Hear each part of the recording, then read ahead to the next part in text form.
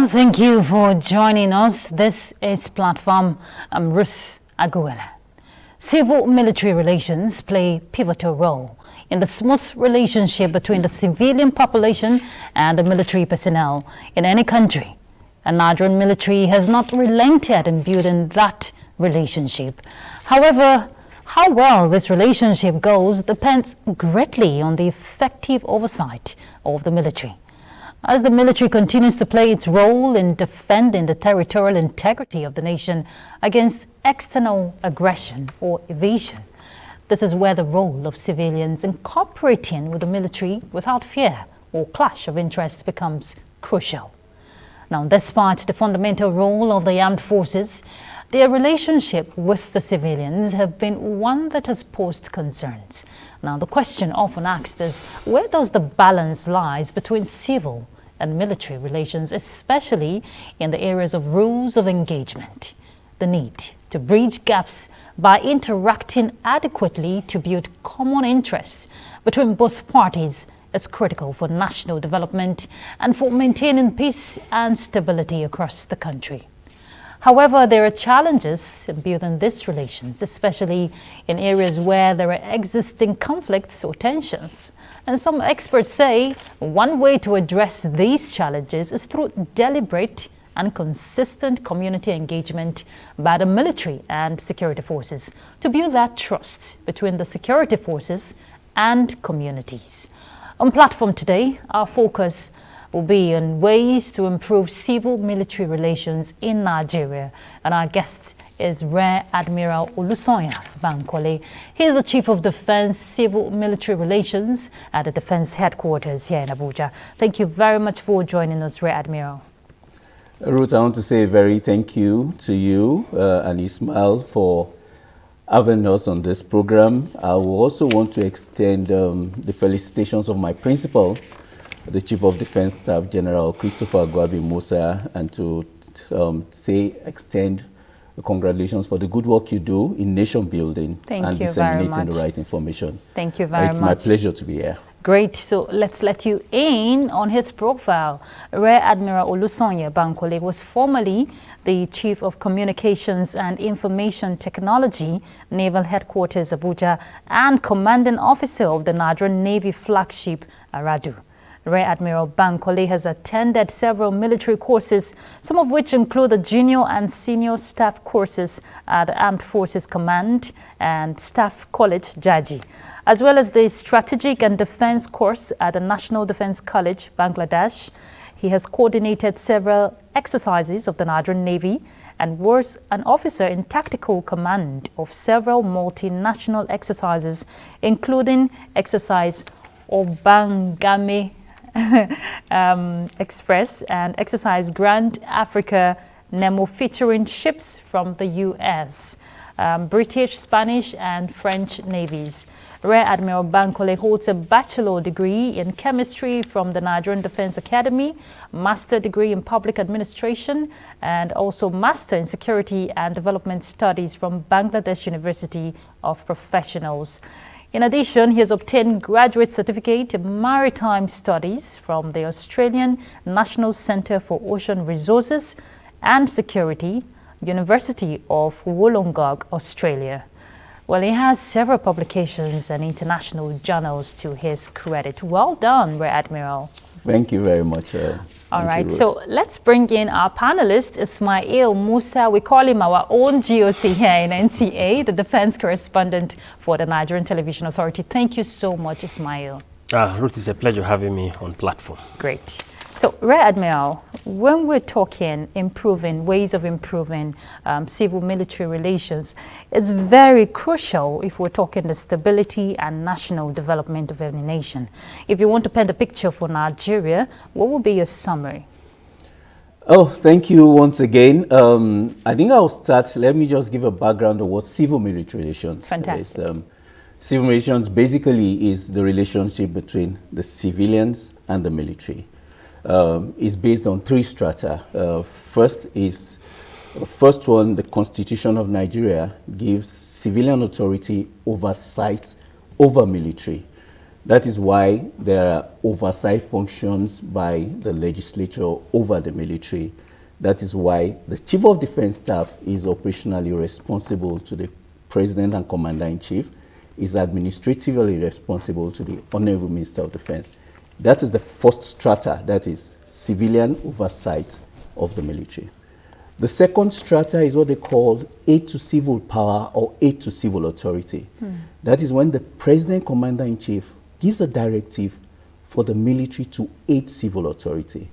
What we are doing now in our different theaters of operation, like in Maiduguri, in Enugu, everywhere, is a directive from the President to the Chief of Defense Staff to quell banditry and other things. So that is aid to civil authority for against banditry. They could also do aid during for disaster relief. Or for example, in 2024, during the flooding in Maiduguri, the military was drafted in because that was the only way they could move. The military had to do that. The same thing happened in Yenagoa in 2023, while the military, the Navy, had to ferry people. And also we see this aid during elections, while the Air Force has to transport electionary materials by air, the Navy by sea. And so those are aid to civil authorities. That's the second strata of civil-military relations. The third strata, which I'm probably more particular about, is what they call civil-military cooperation. That is where we cooperate and impact directly with the civilian populace. Unfortunately, since 2009 thereabout, we have been fighting insurgency, banditry, and we have had to operate in deep civilian population. So we have to be very close to civilians, like the civilians are the major source of intelligence for the military. So now there's a need for us to cooperate with them in order to aid our operations. That is why we now introduce military schools, we have military hospitals, we do boreholes, we do solar lighting systems, we do a lot of things. The idea is that while you are operating there, you want to win the hearts and minds of the people you are operating. We do a lot of community engagements. That is what we call civil military corporations. So CMR, civil military relations, is on that three strata. That is one, the oversight functions as enshrined in the Constitution. The other one is aid to civil authority or aid to civil powers directed by the presidency. The third one is what they call civil military cooperation, civil military interaction, civil military engagement. So those are the three. Yeah. Okay, so I'm sure there's a lot we'll break down in the course of the conversation. Okay. Ismail, please go ahead. You seem to do a lot to win the hearts and minds of the people you work for. Now tell me, where's the knowledge gap that do lead to the civilians instead of aligning with the military who are out to protect them? In some cases, you see them trying to align with the criminals who are never with them. Okay, let me give a background to some of those things. Between 1967 and 70, there was a civil war, and after that, there has been a lot of infractions, military infractions. So there has been that issue of force, and that is what narrative has been created over the years. That okay, when you see a military man, is very forceful, is somebody that doesn't like you, is somebody that, but now those narratives are changing now. Now, we found ourselves that the military itself, and also let me just, military recruitment for Nigeria is not from Ghana. They recruit from different environments. Like me, I was recruited from Ota in Ogun State. And so that means we are recruited from the environment. We are part of the environment. Our intelligence is from the environment. So there is a need for a lot of sensitization to know that these military people, they are part of you. These military people are your people. These military people tend to protect you. So where the gaps are is that one, there is that kind of ignorance that a lot of people think the military is we against them. Then secondly, we need to reach out to, when there is absence of, they call it ungoverned spaces, when there's a lot of ungoverned spaces, when there's in far-reach local governments where there's no police station, there's no, so people tend to be on their own. So the military needs to try that. That's why we try to get to sensitize the people that yes, we are an instrument of government. I used to tell people it is the taxpayers' money that they use to pay the military and all other services. So where there are gaps, there are going to be sensitization activities. And this sensitization thing is not only within the military. The Chief of Defense Staff used to normally say that it is a whole of government approach. That means the National Orientation Agency, programs like this with the NTA, local governments, down to community leaders need to educate our men that this armed forces is the Nigerian armed forces. We are here to protect civilians and protect civilian infrastructure, and we are part of them. Well, Rear Admiral, it's one thing to carry out these engagements. It's another thing to speak to these communities in the language they understand. You want to build that trust, especially in conflict-affected communities. What other strategy are you deploying? I'll tell you a small story. Okay.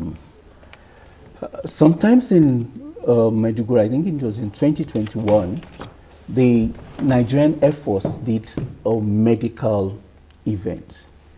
And there was an elderly woman that was given glasses. They did eye surgery. I think they did cataract surgery for her, and they gave her glasses. So when her son came to visit her, the son had actually been tried to be radicalized by Boko Haram. So when the woman came, she was speaking outside, talking to her son that that. So she took pictures of the people that when they were doing the surgery. So when she showed her son, but the son said, "Ma, these are the people they said they are our enemies." She said, "No, they are our friends. They are the people that restored my sight." Now, it is because of ignorance. Yeah. Now we are sensitizing people. That's why you see the military now goes, they do different things in communities, just to show that we are part of government. We remain relevant as an instrument of government to protect people. Where they are out to reach areas, for example, another thing is sensitizing children, out of school children. Because they're easily used as tools. Yes. Now, the CDS sent up a sensitization committee. We are going to different communities, and we are partnering with the National Orientation Agency, because we were told the National Orientation Agency has offices in 774 local governments. Now, the idea is to educate people on the effect of this radicalization, because no matter the kind of technology you use, if you see a 7 or 8-year-old girl or 6-year-old girl that is being strapped with improvised explosive device, and she says she works, she doesn't know what that is. Yes. And that is why we are trying to get the sensitization right now to the grassroots, working with governments, working with local governments, working with different agencies, just like I mentioned, the National Orientation Agency, to let us know. What about civil society groups? And the civil society groups. We're having different, and also, for example, in Defense Headquarters last week, I think one of your, when it was there, we had sensitization. We're sensitizing the media more, that it is not a we against them. It is our military. We need to make our military succeed. We need to give them all the cooperation. There are gaps, but those gaps are work in progress. You understand? A lot of things that has happened since the Civil War, but with the trajectory now, and with what the Chief of Defense Staff is currently doing, we are trying to win hearts and minds. And the CDS makes sure that at every level of governance, even from the strategic level, there's rapid communication. That's why he allowed me to come for this kind of program, that we communicate with people. These are what we're doing. We communicate with the political elites. This is what the military is doing. We communicate with the market women. This is what the military is doing, so that they will know, because some of these things is out of ignorance. Yeah. They once you sensitize them that this is the real thing, they will know that the military is actually a partner in progress, and you want to work with the military, because working with the military is securing yourself. And also you will note that even this year, the CDS directed some of the operations, FASIAM, the ones in the northeast and northwest, to escort farmers to farm. You understand? So because food security is key. And, you know, security, there is food security, there is health security. So once there is food, once there is education, once there is health, it's those focal areas of the sustainable development goals that we are trying to see how we can impact directly as representing government. That's what we're doing. The CIMIC project seems to be part of your non-kinetic approach to winning the hearts and minds of the people. Now look at it this way. Nigeria having 774 local government. Tell me, how do you arrive at a particular community that you feel deserve a given project? Okay, Ismaila will recall that out of the 774 local governments in Nigeria, I think almost 6 over 8 of them, they have one kind of military presence or the other. And what we know is that in all this kind of asymmetric warfare we are fighting now, the kinetic aspect, in fact, the CDS said the kinetic aspect is just about 30%. The non-kinetic aspect is about 70%. And he also went further to say, for you to win the non-kinetic aspect, it's not only the military. The military does the kinetic, we do part of the non-kinetic aspect through sensitization, but all areas of governance need to do the remaining 70% of this. So what happens is that anywhere we operate, for example, if there is no water, we try and dig a borehole. If there's no light, we'll try and do solar lighting systems and all these things. We identify, even there has been experiences where the military has built bridges across communities.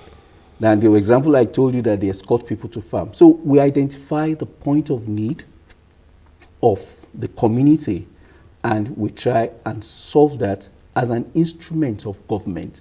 So that is what we'll do. And also now in the military at a particular rank, because we feel that, okay, when you get to, after you have served the military for some time, you retire back to your communities. So the military has now empowered you that, okay, even if it is a classroom, you're able to build depending on the need of that community. Yeah. So that you can go back to that community and the community know that you are part of them. So if it is a block of classrooms you can build, if it is a sick bay or a kind of medical center, if it is water you can provide. And all the services are doing that. There are a lot of commissioning of projects by people, senior military officers that are being funded by the services, by the Army, by the Navy, by the Air Force. The idea is we want to close that gap of open spaces, not governance spaces. We want to bring governance to your communities. So you identify what your community needs the most, and the military tries to help you to fill the gaps. Rear Admiral, you make it sound like the relationship has been going so smooth. It's not really very smooth. Okay. I said it is work in progress. Okay, It is fantastic. work in progress. But this is where I'm headed. I know that there are other areas that maybe, where there's intense hostilities, you're not able to carry out this community engagement. Can you share with us some of those instances that may have hindered, this strategic partnership we're talking about? Now, there can be development without peace. Yes. And now there are some areas that we have banditry, terrorism, that people cannot go to the markets. So for you to even to be able to carry out a non-kinetic thing, the kinetic ones has to go first. There needs to be boots on ground to weed out terrorists and bandits. My CDS used to say that he doesn't like to say he wants to win the war. He wants to weed out the bandits to aid development. So he will tell you that he wants to sustain the peace of that thing. So for you to be able to sustain the peace, there's a need for a clearance operation of the bandits. And I may shock you to know that even there is a place in Maduguri, in Giwa, there are about 1,000, almost close to 1,600 repentant bandits. Now, there are a lot of insurgents that are being weeded out. Unfortunately, during that too, we lose some casualties. But the idea is that the military has sworn that the territorial integrity of Nigeria, either by land or by sea or by air, is protected. So those who want to infringe on that, the military and the other services needs to face them. Now, when we have gone that phase, that okay, we have cleared an area, that the area is now suitable for economic activities. That's where you can now start thinking of non-kinetic activities, non-kinetic. Well, you made a salient point when you mentioned sometimes when you have to go with the kinetic approach, there are casualties from this. Of course. So we've also seen situations whereby there are accidental discharge, where some communities get affected in the process of this kinetic approach. So how do you redeem that trust in such affected community when that happens? Okay.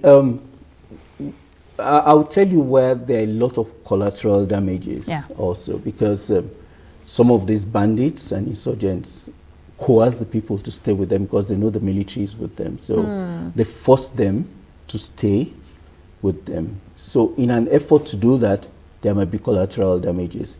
But also, there are things where there are mistakes, which the military does admit when there are mistakes. So it's this issue of asymmetric warfare, it goes which way, you understand? For example, a 6-year-old girl walks into the studio now in Maiduguri or in Katsina. You don't want to shoot a 6-year-old girl. Yeah. But the 6-year-old girl is laden with an IED. So what do you do? So that's why you say commander's instincts on the ground. Yes, there are times there are mistakes, which the CDS does admit it. But it's something that we try to minimize so much. And also now, there are civil military operations officers that are incorporated to the front. You understand? First of all, to show empathy, to give assurance, and to sensitize these people that these insurgents that you think are your friends, they are not your friends. Deassociate yourself from them. So most of the times when there are those casualties is because the insurgents are either coerce those people, or the people out of ignorance think these are our saviors. So I think that is what. In the course of your explanation, you mentioned the existence of several number of repentant bandits. Yes. I believe terrorists also in the Giwa Barrack. Yes. I'm also aware of several number of repentant terrorists at the Babasidi Operation Safe Corridor camp in Gombe. Now, knowledge gap is attributed to challenges you have in your ongoing non-kinetic operations. Now tell me, there's this belief that some of those repentant terrorists or bandits in the Babasidi Safe Corridor camp in Gombe are being recycled into the military. Okay. You want to clarify that? Okay, I will clarify, and I'll probably give a background on why the Operation Safe Corridor. There are a lot of mystery. Bandits, insurgents. Some come in with arms and say they are repentant bandits. So what the military does is they are profiled by the military intelligence, or profiled. A lot of them, women. Please, can you explain what that process of profile means? They check their history. They check their history. What are the things they are doing? Do they have any record of criminality? Work with Interpol. What are the things they are doing? What is their history up to this point? Separating the low risk. Yes. So what we do is that when we profile them, we separate the low risk from the high risk people. The military, because of international humanitarian laws, human rights laws, you just don't say you want to kill people. Once somebody comes and says he's a repentant Boko Haram, even if he's the head of Boko Haram, the international humanitarian laws give the person a kind of protection. So they are profiled. So in this context, what does low risk refers to? Low risk means that the person, the ability for him to be used as because some of them are also sources of intelligence for the bad guys. Yes. You understand? So we try and profile them, monitor them. We check their families, their family histories. Who are the people there? So anyone that you see that was either coerced and you think I may not be able to go back to that place, we take them. So there's what they call reintegration, re-radicalization, rehabilitation, and reintegration. It's a complex process. It's handled by the Office of the National Security Advisor.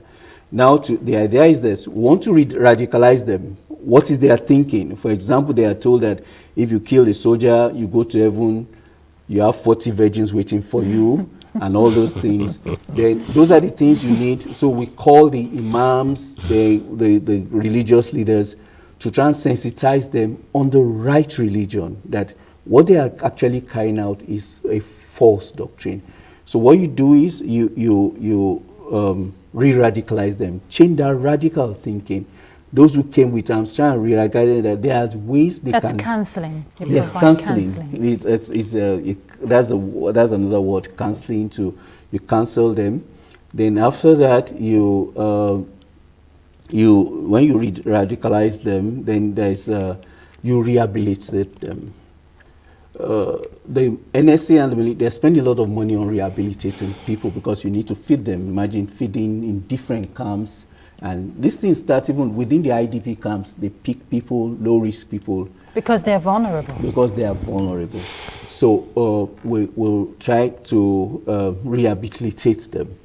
And after that, we try to reintegrate them back into the society.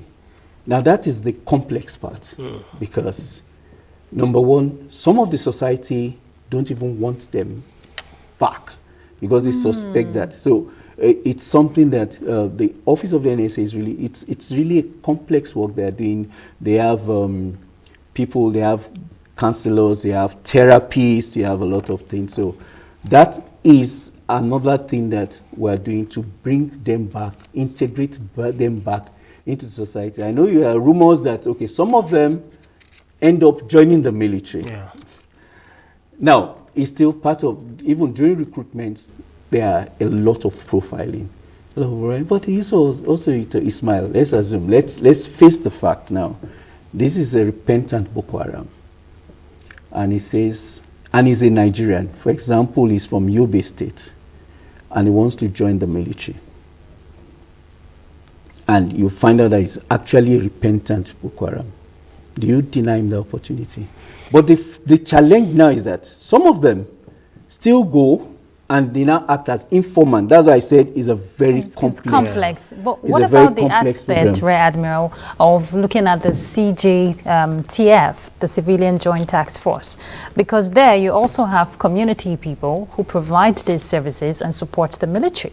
So is that another option they can be given? I'm not saying the military shouldn't do its thing of recruiting if there's a need. Yeah. But the CJTF, okay, how is that working? Now the Community Joint Task Force, they are the Civilian Joint Task Force. They are key to our operations. Okay. One, because they know the terrain, they know the people, they know the bad people, and they know the terrain. And they speak the language. And they speak the language, you understand. And they know when things want to happen. So they are part and parcel of our operations, you understand. You see, the thing is that both the Civilian Joint Task Force and these repentant bandits, it's a cycle that if it is well integrated, it will work for the military. It will work for peace and progress. Some of these Civilian Joint Task Force guys, most of them even go to the front with our troops. And they've been very, very effective. They've been very, very effective. And most of them too, you know, they are high risk because the people in that community know that they are CGTF, so they want to get rid of them. So the military has to protect them, and also, so it's both that CJTF route for repentant bandits, and if you are really repentant, for example, a 12-year-old guy that maybe was coerced to, after a while, recruitment age to the military is 18. Yeah. If over 6 years it's been monitored, he goes to school, and we'll find out he is on a clean slate. Another thing that the CDS is trying to do now is just that the military is really stretched. Okay. What we are trying to do now is that even in those theaters of operation, there are some people that probably can teach, that have the flair to teach. They have the flair for guidance and counseling, they have the flair for career counseling. As soldiers, they were able to impact that because the youth will respect them in uniform. Yes. Teaching them, they want them to go. So that's another thing that the CDS is working on to try and it's called troops to teachers and veterans to teachers, because we think what it seems is that by then they are troops, they will teach. So by when they are leaving, they will get veterans to teach using IDP camps. The idea is to bring the knowledge down to the grassroots. Okay, let's take a break now, Rear Admiral. We'll have to pick up with the conversation. That is after the break. Do stay tuned. What are we doing as a nation to, first of all, settle our teeming populace, especially the NTA's political package with a third eye on the nation's political scene? I am Fisa Ogunfuyi. Welcome. You have to be very careful giving space to people who are obviously sponsored to further the agenda of some other groups. There's a lot of questions. A lot of questions in a closed door sessions. Some of these issues, some of the problems bedeviling their In fact, between June 1st and July 17, 19-point-something billion has left the coffers of the NDDC. I can say my constituency, they need everything because we don't have anything.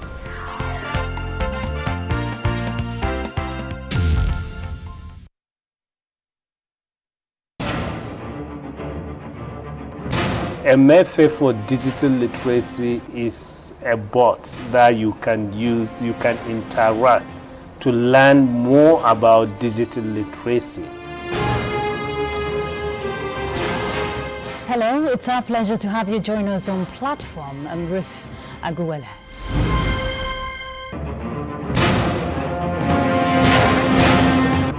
What is the yardstick for measuring everybody's moral integrity? It's critical at this point in time. How daunting has that been for the Institute in getting them abreast with all the legislative procedures? The fact remains that one training workshop is not enough.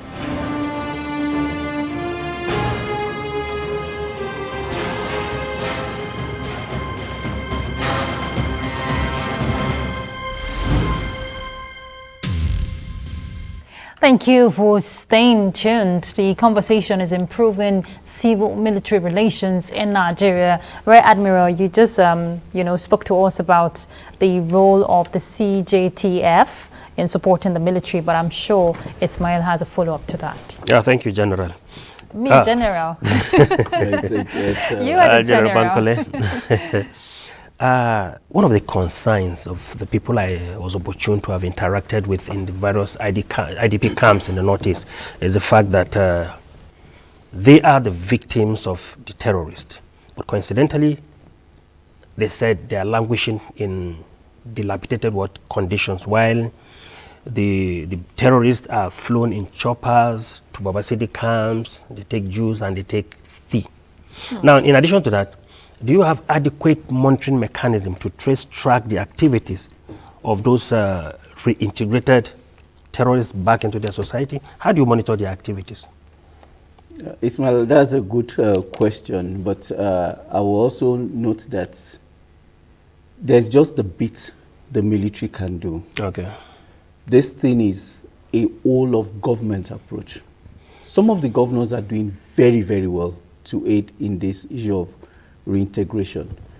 Now, the ones people going to Baba City camps are people that feel, okay, are repentant terrorists that they need to be profiled and monitored for a while. Some of them stay there 12 months, 14 months, just monitoring them, monitoring their interactions and this thing. So, you see, the military, we're in like 35 states out of 37 carrying out operations. There's a lot of stress on the military. Are they overwhelmed? The military is, without because Yeah, right now, overwhelmed. because right now, you go for an operation 6 months, you're supposed to be withdrawn after 6 months because of PTSD, and so that I can, because we have families, and you go, you may not be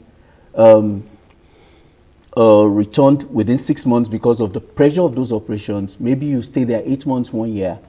You go back home, within a month, you are drafted to another place. You understand? But you see, these people have families. These people have flesh and blood. That's why I used to tell people, number one, pray for the Nigerian military. Yeah. Respect the Nigerian military. Yes, there are a lot of gaps, but those gaps are things that... So what we are trying to do now is that once the military is able to secure a place, governance, effective governance comes in. Once there is proper governance up to the local government community levels, they are able to engage directly with those people. You see, most of those camps you are talking about, they're still like the Giwa camp, the Bamadi camps, they are very, it has been, because you have to be feeding almost 2,000 people every day. You have to be feeding them, medical care, providing, you understand, and providing medical support for them. And also, not to talk of the IDP camps. So if you go to Maiduguri, you know, a lot of different IDP camps, and these people have to be sustained. These people have to find a way to integrate back to the society. There's much the military can do. That is why it is a whole of governance thing, up to community leaders, the leadership in communities. Let's see how we can support the government to do some of these things. So some of the stories about giving Jews and whatever, I don't know, Ismail, were you there? so allegedly. That would be a discussion. That would be a discussion. If you are there, then maybe I will now say, okay, but you see, because the truth is this, even the soldier that is fighting the war, I know the CDS is fighting thick and thin to even improve the welfare of the soldier. So you can imagine that, okay, you are feeding a soldier 1,000 naira for a day. How many meals will that? You understand? So when you now talk about Jews, maybe you brought the Jews to, but you know, right now we are trying to improve the welfare of soldiers. As much as we try to improve the welfare of soldiers, you know, the Nigerian economy is going through a lot of reintegration. Let me just put it that way.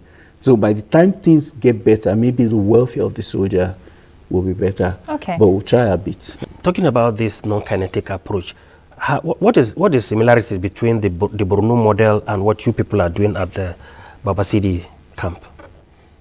What started in Giwa project in Borno was the initial part. You understand? There was when there were so many. The Giwa barracks and the Hatch camp. Yes. Are they the same place? Are they doing the same thing? They are doing the same thing, but it's just an overflow. So what they do now, they now profile high risk, medium risk, whatever. The idea is because there was a time that there were too many people in that Giwa, this thing, so that we will not even have health disasters or something. So, you know, even there was a time we wanted, there was a plan to ship them to different places. Some states said, don't bring them to us and whatever. So we just find a way to, so they're doing the same which thing. brings me to my next question based on what you have shared regarding support. You've been hitting on Maiduguri, Borno, the kind of support and all of that, which is good. But you're not telling us the kind of synergy you're getting from other state governments, because these concerns cuts across every part of the country. Okay, maybe I emphasized on the Maiduguri and Borno because that was like the epicenter, and the governor was quite visible in most of the things he was doing. Other governors do still relate with the military to show support to the military. So maybe I just mentioned, for example, we have Operation Fasanyama now in Sokoto. They are doing well. They're enjoying some kind of support from governors. Even Operation Udoka, some of the governors are trying to, because the thing is this, the favor you are doing is not to the military, you are doing the favor to your people and to bring sustenance to your people. You know why I asked that question? Yeah. When you said the military is overwhelmed, even in the aspect of providing the necessary welfare for these people. So in the aspect of providing that to ease the burden of the military, what they need. Most of the governors will have to earn support, because these are your people. These are your local communities. You need to find a way to support the military to do their jobs in that. And not only the military and all the other agencies, because there are a lot of agencies, the DSS, the police, and go. So most of the governors will want to show support, because showing support, you're actually helping yourself. When you say we'll want to, it's not in place or in place? So some of them are showing support. Okay. Some of them are showing support because it's all part of governance. It's all part of governance. You show support to your people, and because it's part of, just like I said during the introduction, I said it is because of non-governed spaces that is what brings out these issues of radicalization. So if governance reaches the grassroots, and the grassroots are well educated, are well sensitized, I think this thing will. There's another aspect in the area of intelligence gathering. When you engage communities, some of the benefits you get, tell us how that has helped.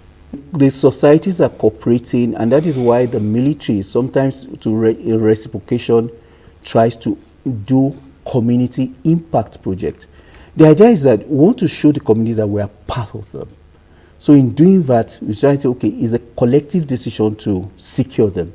So they will give intelligence to the military. For example, if there is a community that lacks water, or if there is a community you escort their farmers to farm, they will show a kind of allegiance to the military. We're just trying to, in far-flung areas, just to try to show governance at those microbiotic level too. That is what we are doing. So the community response. That's why I also mentioned the issue of the Civilian Joint Task Force.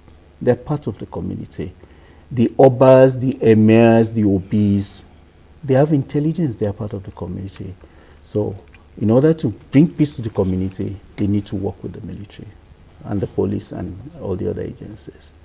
Okay. Your civic activities during the Borno flood was commendable. What do you attribute that to? Now, it's also part of our duty. Okay. We call it aid to civil authority, and disaster relief. The military, as you may know, are one of the first responders to any major natural disaster, either flooding, earthquake, because military, they have earth-moving equipment. They have, for example, there was a video, Meduguri last year. It was the military that had to ferry even the legislators when they came for oversight. They had to ferry them by trucks because no vehicle was able to move. So those are parts of what we do. There is a military officer even with National Emergency, NEMA. So that is part of our training, flood and relief disaster. I know a military man is trained. It has its own orientation as an army, right?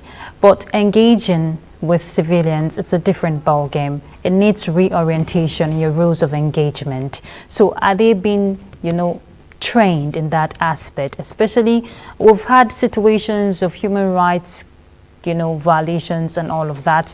And also the CJTF, sometimes there's been reports, allegedly, there's been concerns, for the CJTF, how they overstep their boundary because of the powers given to them, and they become overzealous. Instead of providing that peace, they're meant to provide for communities, they're creating havoc. So is there a form of reorientation, going on to make them understand that these are civilians, these are people who are vulnerable you're dealing with in your rules of engagement? I think it's just a matter of sensitization the class. I will give you a very funny example.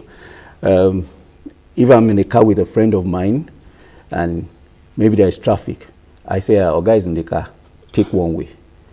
I will be the person that say, no, we have to take one way because I'm in the car. I say, I know this man is, you understand. So it's a lot of sensitization, re-education, retraining, you understand? And without any fear of being, the level of training they give in the military now, from the depot in Zaria for recruits to for NDA up till now, even right now, even me as a two-star, there's still a lot of training I still attend. Like 2 weeks ago, we had a training on human rights, human security, which was facilitated by the British Defense Team.